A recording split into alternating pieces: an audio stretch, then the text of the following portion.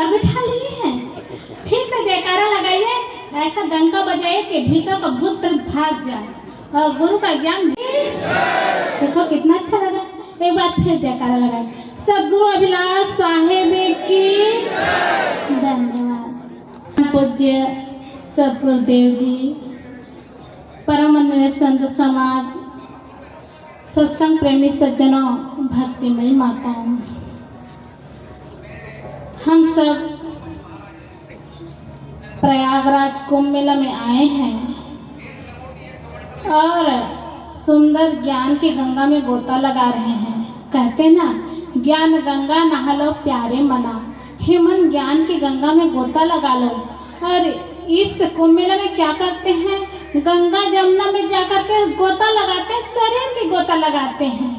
एक जगह से 25-30 लोग आए थे, एक ग्रुप आया था और संत साधियों से मिल करके उसके सहारा से आए और गोता लगाए, यही गंगा में नहाए तो बहुत खुश हो गए और यहाँ तक नहीं आ पाए, वहीं से वापस हो गए और बात हुई तो बहुत खुश है और खुशी होकर के कहते हैं, साहेब आज संतों की दया से हम लोग गोता लगाए, गंगा में स्नान के वापस चले गए, बहुत खुश हो गए। बताइए, ऐसे स्नान तो रोज करना होता है, लेकिन ज्ञान की गंगा में गोता लगाना बड़े सौभाग्य की बात है। हम सब जितने इस मंच में बैठे हैं ना, ज्ञान की गंगा में गोता लगा रहे हैं। एक जगह हम लोग गए थे घूमने जाओ सज्जनों, जरूर कुछ न कुछ लेके आना चाहिए, सीखना चाहिए। तो हम लोग आ रहे थे, ऐसे घूमने गए थे देखने, तो आ रहे थे तो इतना सुंदर भजन वहाँ चल रहा था। जो गुरु बैठे हुए थे वो गा रहे थे, गुरुदेव तुम्हारे प्यार में जीना सिखा दिया। कितनी अच्छी बात, गुरुदेव तुम्हारे प्यार में जीना सिखा दिया। और यही बात सुनकर के मेरे मन की बातें, हृदय की बातें खुलने लगी, याद आने लगी। सही में गुरु और संतों का प्यार मिला तभी तो जीवन जीने की कला आए, नहीं तो कहाँ आती। हम सब जितने बैठे हैं ना, गुरु और संतों के पास आ करके तो सब कुछ सीखे हैं। सज्जनों, माताओं, संतों से मिलना तक खाने की कला भी सीखते हैं, पीने की कला भी सीखते हैं, जीने की कला तो सीखना ही होता है। इसलिए हम सबको चाहिए कि गुरु संतों के पास आकर के ज्ञान की गंगा में गोता लगाए, जीवन को सुंदर बनाए, कृतार्थ बनाए। ये बहुत बड़ी बात होती है। कितने पढ़े लिखे हैं, कितने समझदार हैं, कितने विद्वान हैं, इसका महत्व नहीं रहता। जैसे भी है लेकिन सुंदर जीवन जीते हैं, सुंदर रास्ता में चल करके जीवन को सफल बनाते हैं, ये बहुत महत्व की बात है। एक याद आई एक कहानी। एक घर में संत लोग आते थे, सास रहती थी। सास बहुत सेवा करने में बहुत कुशल रही और उनकी बहू भोली भाली थी, लेकिन सास को देख देख करके सब कुछ करती थी, लेकिन सास के प्रति बहुत बढ़िया प्रेम था उनका।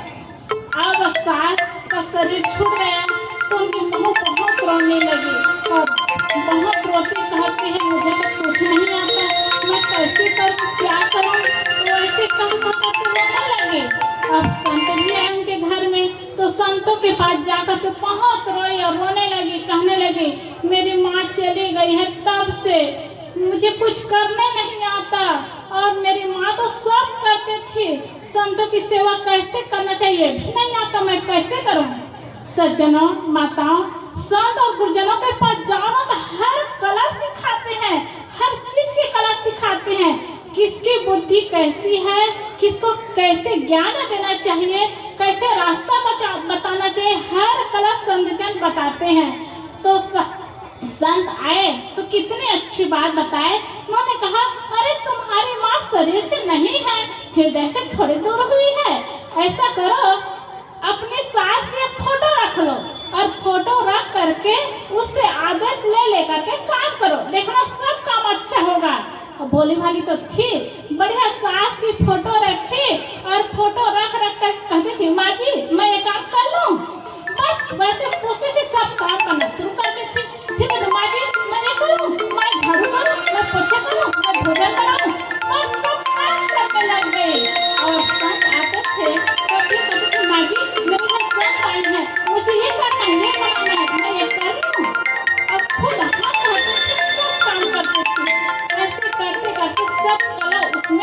गई। बहुत दिन होने के बाद उनके मन में क्या हुआ, मेरी माँ कहीं गांव कहीं नहीं जाती, आज घुमाने ले जाती हूँ। और घुमाने ले गई, और शाम के समय गई और घुमाने ले गई, फोटो को ले करके गई और बहुत दूर चली गई। और चली गई तो रात हो गया। अब कैसे करूं करके, चलो माँ के साथ में तो हूँ करके दूर चली गई। आते समय रात हो गई तो उनको डर लगा, तो एक बड़ा पेड़ था, पीपल का पेड़ रहा, बड़ा सा पेड़, पीपल का पेड़, तो बैठने की अच्छी जगह थी। उसके दिमाग में हुआ इस पेड़ में बैठ करके रात बिता लूं। अब रात को कहाँ जाऊँ, माँ के साथ तो नहीं। ऐसा सोच करके पेड़ में बैठी, और बहुत बड़ा पेड़ था, उसमें बैठने सोने के लिए ऐसे बन गया, एकदम चौड़ा था वो। तो उसमें जब सो गई ना, तो 4 बजे का समय हुआ। अब सोई, नींद लगी तो फोटो गिर गई। अब फोटो गिर गई तो क्या होता है, वहाँ फोटो गिरा ना जब वहाँ नीचे, तो वो गांव से चोर पैसा सोना चांदी चुरा करके लाए थे, और वही पेड़ के नीचे सब चोर बैठ करके बंटवारा कर रहे थे। अब संयोग ऐसा बना कि बहन ऊपर पेड़ में सोई थी, फोटो जब नीचे गिरा तो सब चोर डर के मारे सब छोड़ करके भाग गए। तो वो उनकी नींद टूटी तो देखती है, अरे मेरी माँ तो नीचे गिर गई, और दौड़ झट से नीचे उतरी। और उतरी तो क्या देखती है, बहुत सारे पैसा भी है, सोना चांदी भी है। तो बेचारी भोली भाली थी, क्या सोचती है, मैं तो सो गई, लेकिन मेरी माँ इतना काम करने गई थी, देखो सोना चांदी सब कमा करके लाई है। और सब कुछ सामान पकड़ करके वापस घर आई और बताने लगी मोहल्ला में, मैं तो सो गई, लेकिन मेरी माँ बहुत काम की, मेरी माँ बहुत काम की। तो बगल में उसकी पड़ोसन थी, अब वो अपने सास को एक गिलास पानी भी नहीं देती थी, बहुत परेशान की थी, बहुत ही रोज कही थी उनके सास का भी शरीर छूट गया था। अब ये सब सुन करके वो पड़ोसन क्या करती, वो भी अपने सास के फोटो ले करके वहाँ चली गई।